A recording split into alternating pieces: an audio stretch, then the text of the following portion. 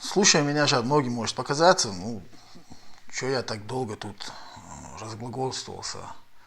Причем тут Назрановский округ, вот эта диссертация, она именно важна. То есть нам надо понимать, что не просто из-за какого-то прощения нам, то есть ингуши обратились, попросили себе Назрановский округ, как это вот в том же фильме «Папаха Ингуша» вот говорится вот этот момент. Ее население. Принцип дальнейшего перераспределения средств довольно выпукло описан в прошении ингушей 1903 года о выделении ингушей в отдельный от казаков округ. Нашим сельскохозяйственным бытом никто не заинтересован, в чем убедила нас холерная эпидемия 1901-1902 годов, когда у нас не оказалось ни участковых врачей, ни приемных покоев для заболевших страшной холерой. И в чем может убедить первый же возможный случай голода или недорода хлебов. Совершенно в другом положении стоят станицы казачьего населения, которые имеют просветительские средства в виде станичных школ, общественных запасных магазинов и нужного медицинского персонала с приемными покоями.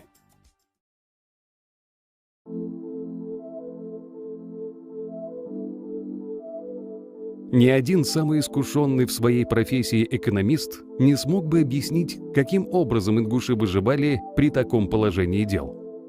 Удивляло это и их современников.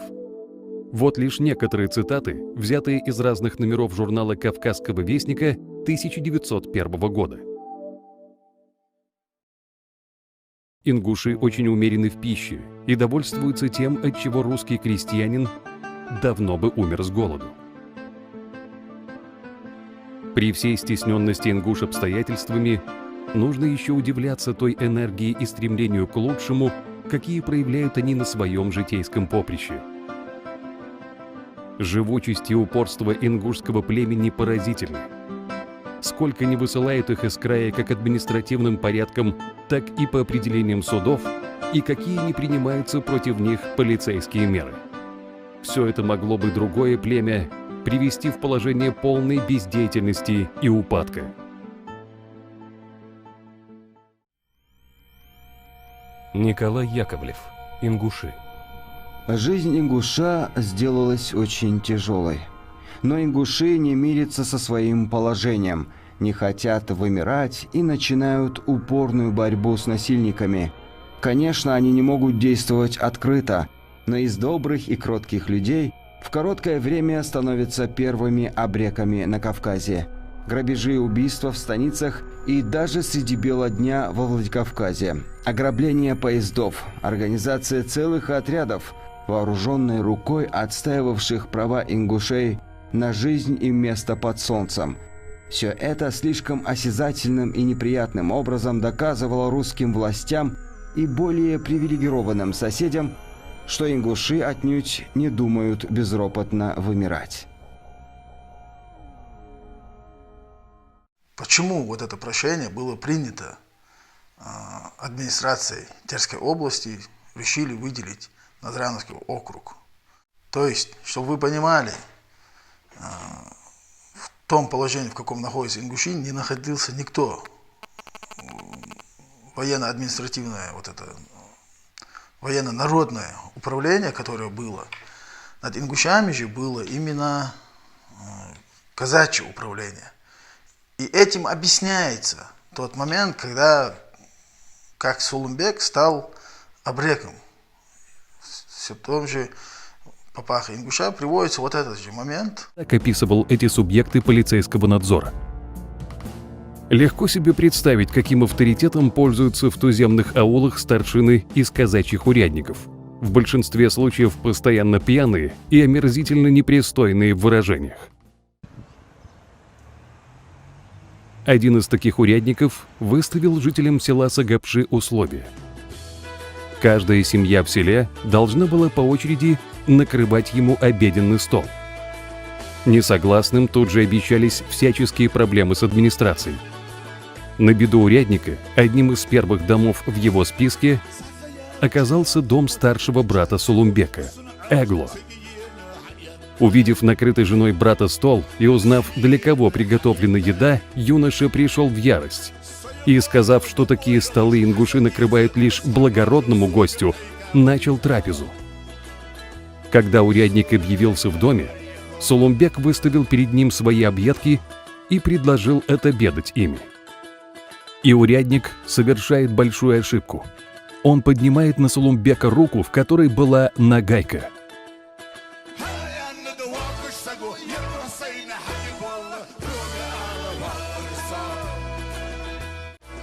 Затем Сулумбек выволок урядника на середину улицы и захлопнул за ним калитку.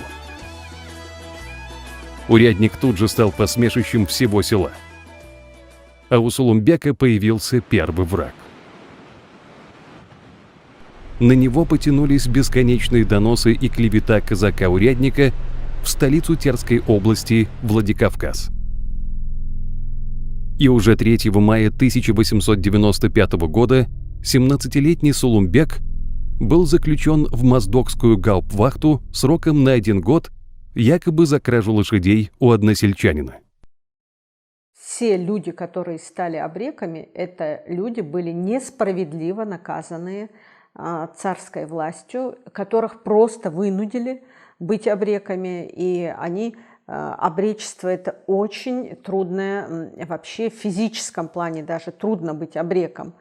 И эти люди в нечеловеческих условиях готовы были жить в свободе, нежели быть в кандалах и нести какое-то бремя. К началу 20 века обречество становится настоящим бичом военной администрации Терской области. В ее столице Владикавказе несколько лет подряд собирались бесконечные государственные комиссии и заседания на предмет защиты и неприкосновенности ее состоятельного и привилегированного сословия военных и казаков. При этом первое же заседание сошлось на обсуждении вопроса только лишь в отношении ингушей. Георгий Мартиросян. История Ингушии.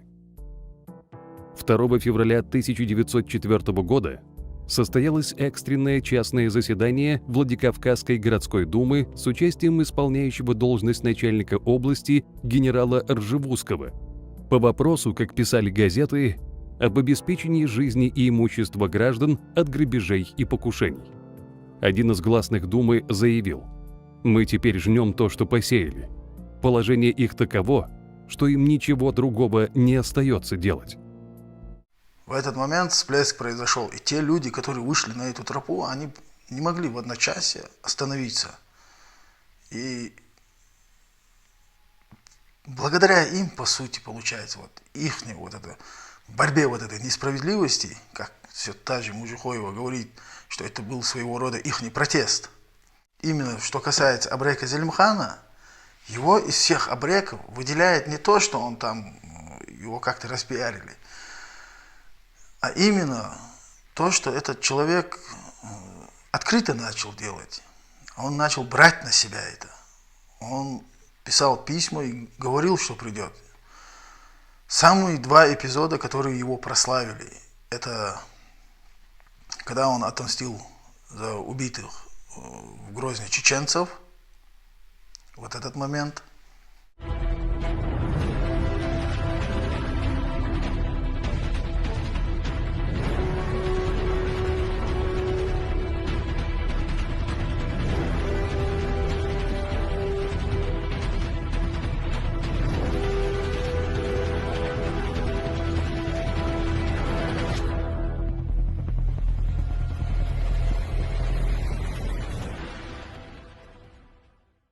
И Кизлярский поход, скажем так.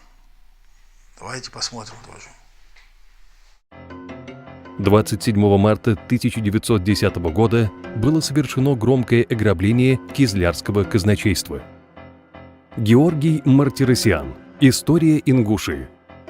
Группа состояла из чеченцев и ингушей. Ингушская сформирована была в Назрановском округе Сулумбеком Гороводжевым. Вербицкий, прозевавший экспроприацию Кизлярского казначейства, отдан был под суд. Это фото, сопровожденное небольшим текстом, было опубликовано в газете «Утро России» 24 апреля 1910 года. На нем запечатлены 4 ингушских абреков, арестованных по этому делу в селах Сурхаки и Яндыре. Тоумарс Гатиев, Магомед Хашагульгов, Тоумарс Беков, Аббас Хашагульгов. Тоумарс Беков – один из тех 12 ингушей, о которых через 2 года будет докладывать Воронцов-Дашков Николаю II. Он все еще будет на свободе. Чем эти два момента примечательны, выделяются из всей истории Зелимхана? Они выделяются именно тем, что во всех других это было или его личное, там, за семью, или же ради выкупа, или же грабил банки, скажем, деньги. А тут, вот в Кизлярском может показаться, он как бы деньги своровал. Тут нет, там было их более, где-то 60 человек, и они, кажется, сумму, которую оттуда унесли, это 5000 рублей. На 60 человек это вообще этого не стоит. Тот риск, который был, именно когда он отправил это письмо, сказал время, когда он придет, это было видно, что это он как бы бросил вызов. Это настолько было нагло сделано, настолько... Поэтому Вербицкий был унижен этим. И также эти два момента примечательны, что в первом случае, когда он отомстил за чеченцев, это именно как бы за чеченцев. Но мы, ингуши, сами упускаем тот момент, не исследуя все эти темы. Именно те люди, которые снимали этот фильм, которые добывали этот материал, папаха, ингуша я имею в виду, они приводят там материалы с русского слова. Если бы, и они должны были, мне кажется, дальше чуть-чуть просмотреть после именно засады в Асинском ущелье, они должны были номера посмотреть как минимум до конца 2010 года. И там они нашли бы вот такой эпизод, когда Зелимхан пишет письмо Михееву. И тут он говорит, что поход в Кизляр его сподвиг то, что учинил Вербицкий в Цорх. И что примечательно, в этом же фильме «Папаха ингуша» именно сразу после Цорха упоминается поход в Кизляр. Понимаете, вот этот эпизод, который я вам сейчас привел из газеты «Русское слово», он как нельзя вписывается туда. Это совсем другой подача информации уже была бы. И тем самым я просто говорю, что абрек Зелимхан плохой или хороший, это другая суть, он является ингушским героем. Это вот ответ таким, как вот этот ролик Башлама, да, и всем им, это вот им ответ, что Зелимхан считал обязанным за Цорх пойти на Кизляр. Следовательно, он считал себя ответственным за это. И, следовательно, он является ингушским героем. Точно так же, как чеченцы, когда в споре с дагестанцами говорят, что имам Шамиль именно и наш имам, мы его выбрали, поэтому мы можем его критиковать. Точно так же я хочу сказать, что и критиковать Зелимхана ингуши имеют право, потому что он именно и ихний абрек. И тому еще я приведу доказательства.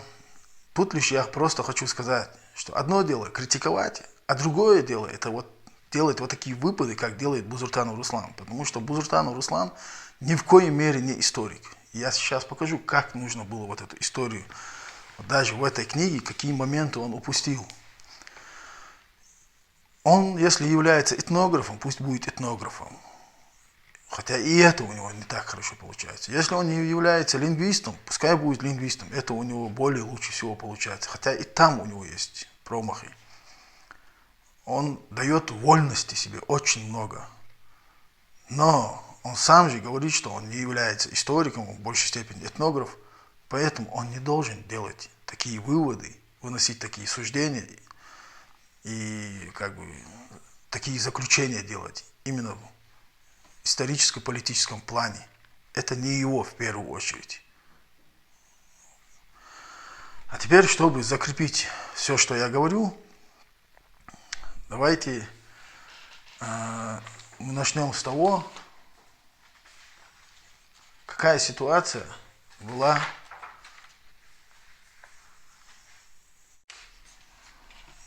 в период 1903 год-1907 год. Газета от 6 декабря 1902 года «Новости дня». Информация от 25 ноября, что 30 абреков сделали нападение на станцию Самашкинскую. Идет перестрелка, есть жертвы. 12 августа 1903 года. Все те же новости дня. 5 абреков в центре Владикавказа напали на вокзал. Идет перестрелка.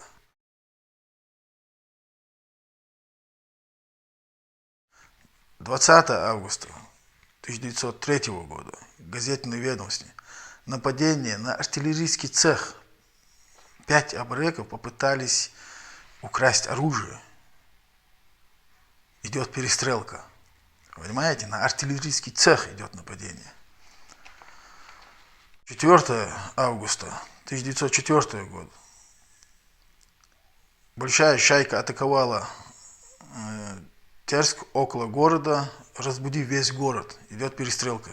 За неделю это второе нападение. И помните момент, что в 1905 году было совещание по борьбе с грабежами и разбоями. Так вот, там были приняты такие постановления, меры против разбоев постановлено о вооружении жителей города бердянками. То есть практически всех жителей города вооружали. Практически город находился в военном положении. Это февраль 1905 года. 11 июня 1905 года. Русское слово. 223 семейства кабардинцев просят переселиться в Турцию из-за того, что устали от разбоев. 30 октября 1905 год. Русское слово. Жителям города Владикавказа раздали бердянки для защиты от грабежей. 1 июня 1906 год. Газета «Кавказ». Станица Карабулак. Перестрелка между ингушами и казаками, вызванная из-за убийства ингуша. Просто возьмите, забейте, посмотрите, что это было такое. Там настолько такая напряженность стояла. Это уже не говоря о том, что какие перестрелки были с тем же Карабулаком и Яндре, где за один день 30 мужчин ингушей было убито. Подогнали пулеметы и из пулеметов просто расстреливали. 26 мая 1907 год. Нападение ингушей на село Ольгинское и помощь войск осетинам. Потери у ингушей 9 убитых, 7 осетин и 1 казак. Ранено 40 ингушей, более 10 осетин раненых и 2 казака раненых. Это, по сути, не вся информация, которую можно было бы найти. Этих информаций, наверное, должно было быть больше. Вот в таком положении находились ингуши в тот период. 905-го начали свое административное управление, Надрановский округ. И был назначен, следовательно, начальник участка. Так вот, у этого Гриценко приводится вот эта информация, что в 1905 году был убит начальник округа Надрановского, Митник.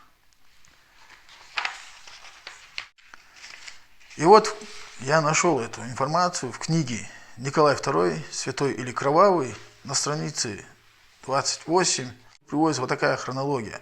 23 декабря 1905 года убийство в селе Барсуки начальника Надрановского округа подполковника Митника при попытке отобрать оружие у встречных ингушей. И вот, как я вам говорил, для подтверждения то, что я привел с первого источника, я мог бы вот эту хронологию зачитать просто с хронологической истории Абузара Айдамирова, которую он выложен на сайте Нохчала. Также это на сайте Пандия есть, но там не приводилось имя автора. И я поэтому дальше искал, и вот здесь нашел как бы, это получается у нас Абузар Айдамиров. И вот тут он приводит именно вот такую хронологию. 1902 год, ноябрь 27, ограбление ингушского аула Яндырка казаками, станица Карбулакская. 1903 август, атаман Сунчинского отдела под видом выявления самовольно возвратившихся из ссылки горцев устроил погром в ингушском ауле Икажево. 1905 февраль, назначение Воронцова-Дашкова наместником Кавказа. Надо понимать, что когда назначали Воронцова-Дашкова, он хотел изменить вот это управление Тверской областью, но, скажем так, ястребы не дали ему это сделать, и это все осталось у него лишь на словах. И дальше вот привело вот именно этим последствиям. 1905 год, февраль, объявление Владикавказской железной дороги на военном положении. 1905 апрель-май, захват жителями села Сурхахи Назранского округа казенных усадебных и пахотных земель. 1905 год, май, от имени Чеченского, Ингушского, Кабардинского, Осетинского народа наместнику подано коллективное прошение о предоставлении горскому населению прав местного сельского самоуправления. Тот же май 1905 год, размещение войск чеченских и ингушских аулов для экзекуций с населения. 1905 июль, жители аула Далакова отказались платить налоги, захватили канцелярию из сельского управления. 1905 июль 26 делегация ингушского народа вручили наместнику Кавказа записку о нуждах ингушского народа. 1905 октябрь, Абрек Зелимхан в ответ на погром чеченцев организовал властями на Грозненском базаре около станции Кади-Юрт, остановил пассажирский поезд и расстрелял 17 пассажиров. 1905 год. Убийство в Барсуки начальника Назранского округа подполковника Митника при попытке отобрать оружие у встреченных горцев. Именно вот это он здесь приводит. Чтобы вы понимали, это еще не весь материал, который я хотел бы зачитать. Это даже не половина из того, что есть. Потому что события разворачивались не так, как нам кажется. Они были более существенны, более многообразны, более насыщены, скажем так. И дальше я начну вот именно с газет 1909 года. 24 января 1909 год. 2 часа дня, нападение на станцию Владикавказ, 11 тысяч рублей похищено. 13 марта 1909 год. Издан приказ о запрете ношения горцами огнестрельного оружия. После этого участились, я вам скажу, там впоследствии потом 58 депутатов будут в Госдуму запрос писать, и они приводят факты, где просто по беспределу убивали и маленьких девочек, и стариков. Эти моменты упоминаются. Так, дальше, 17 марта. В русское слово это приводится, тут говорится, близ станции Гудермес, столкновение с карательной экспедицией, отказавшись дать оружие, есть раненые и убитые. Это надо относить к 13 марта, где запрет был на огнестрельное оружие. 22 марта, русское слово. На военной грузинской дороге напали на некого гражданина, отобрали 8 тысяч рублей, кинжал и патроны. 20 апреля. Тут приводится официальная версия, как бы столкновения в Цорх.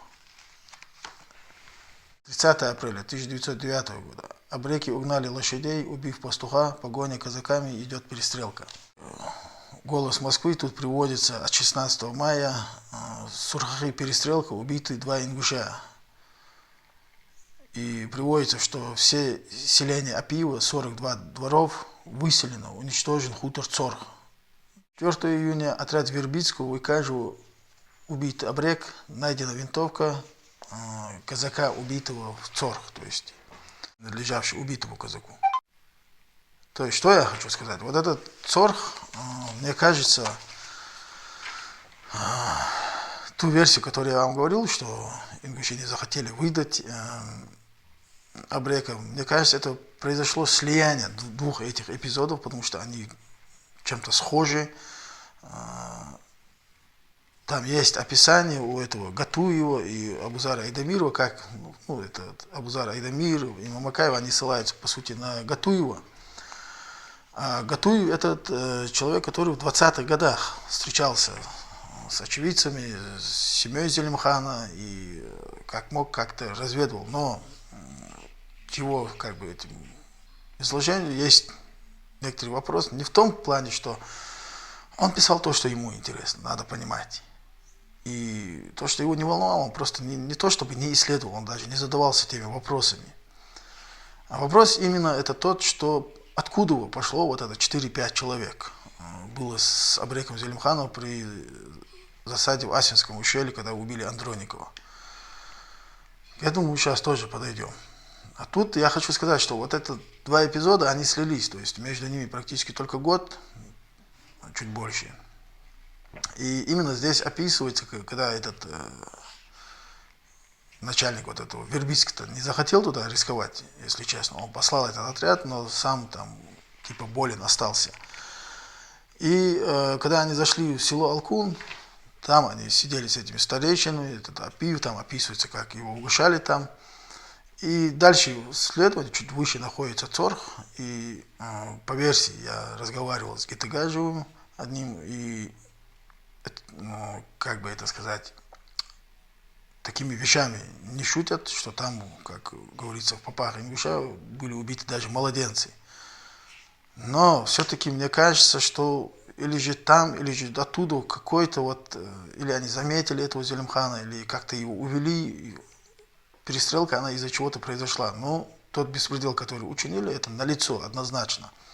Просто так, я еще раз говорю, не буду апеллировать убитыми младенцами, можно сказать.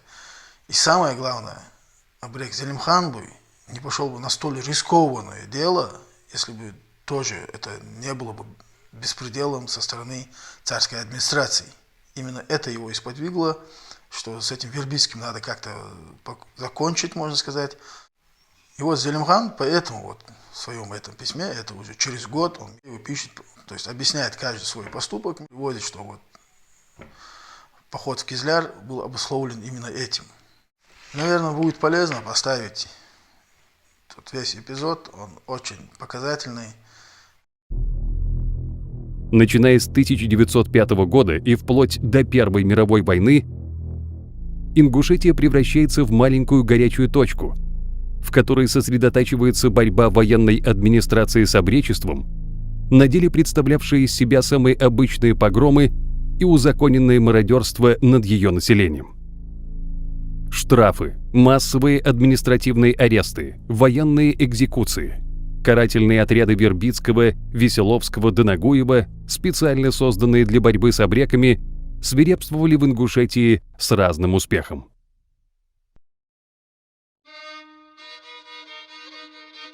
Тот самый хутор Цорх, одно из фамильных селений рода Гагиевых в Асинском ущелье, когда-то находился здесь.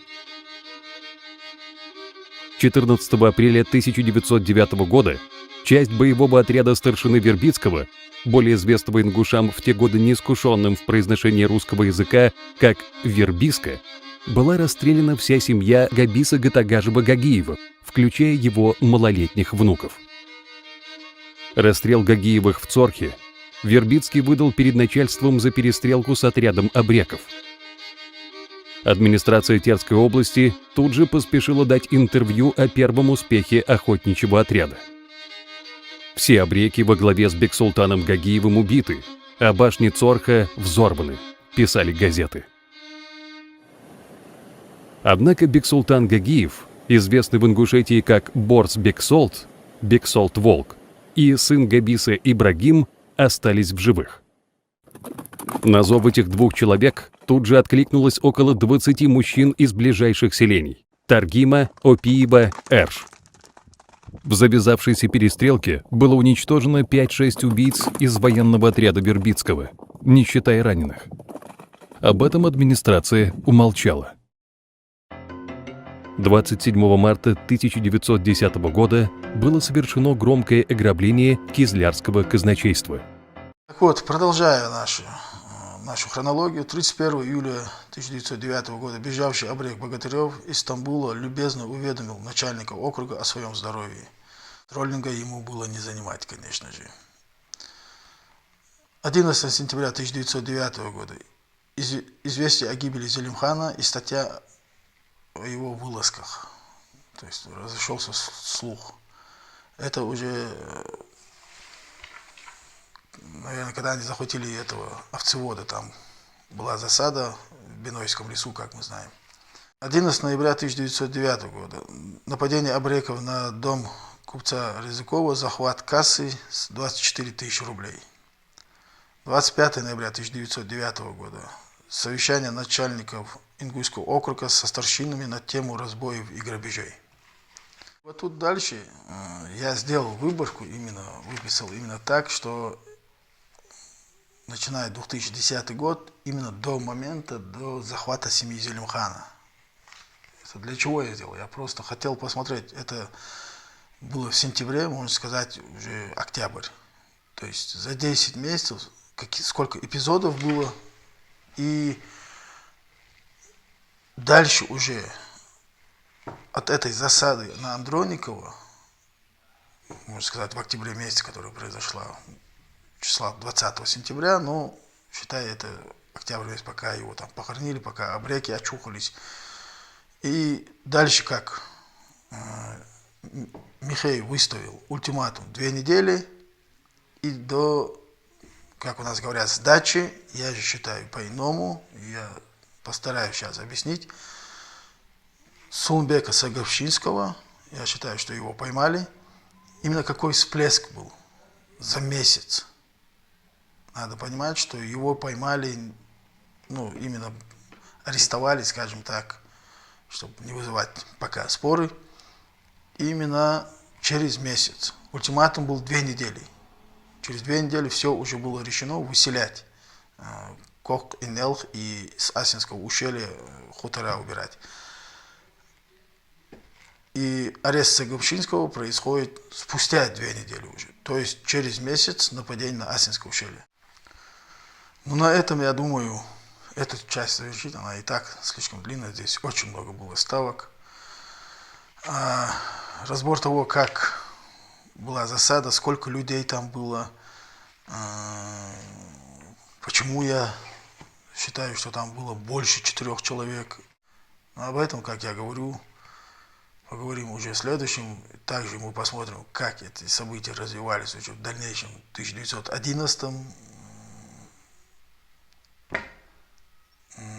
Почему, приведу еще один факт, почему можно считать абрека Зелимхана именно ингушским героем тоже, хорошим, плохим, неважно, но в историческом плане это наша история однозначно. На этом я завершу. Ждите продолжения. Ассаламу алейкум ва рахматуллахи ва баракатуху.